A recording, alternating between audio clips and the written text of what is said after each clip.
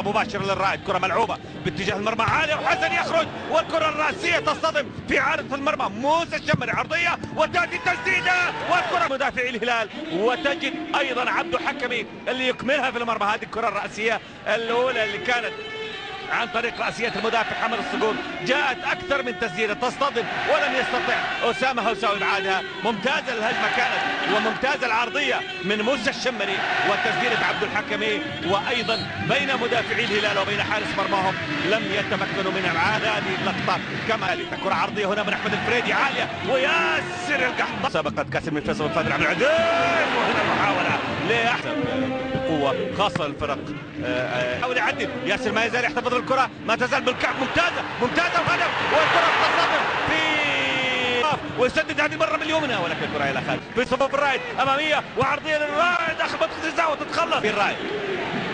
ومحمد خوجل في المرمى، رادوي استلمها رادوي من تمريرة ياسر القحطاني عندما حاول المرور والدخول والانفراد بمرمى محمد خوجلي، عندما حاول رادوي أن يتدخل في سوء الطالع وأن يتدخل أيضا في عدم التوفيق. يعني نستغفر الله العظيم، احنا نقول عدم التوفيق اللي كان مع هجوم الهلال. حاول التدخل رادوي في هذه الكرة. عبد العزيز يمرر ممتازة، نوار لاعب شارك خلال هذه المسابقة في هذا العام. هنا كرة توصل تسديدة من بعيد والحاول للتمويه والتسديدة الأرضية سهلة ممتازة. كرة داخل منطقة الجزاء، مرور رائع والعرضية لا تجد. حاول الدخول يتركها لأحمد علي، يسجل أحمد علي. الشلهوب يجهز يسجل هدف عن طريق محمد الشلهوب.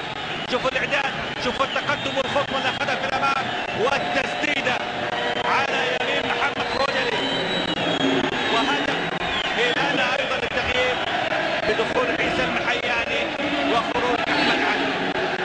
الشلهوب يحرز هدفه الخامس في المسابقة، وتواجد قبل ذلك في البطولات الثانية. والتسديدة يلعب كرة في الأمام، محاولة وهساوي لأمام موسى الشمري وتصل في التسديدة إلى خارج الأرض. تصل للشلهوب، عيسى المحياني، عيسى للزوري في محاولة عرضية عالية.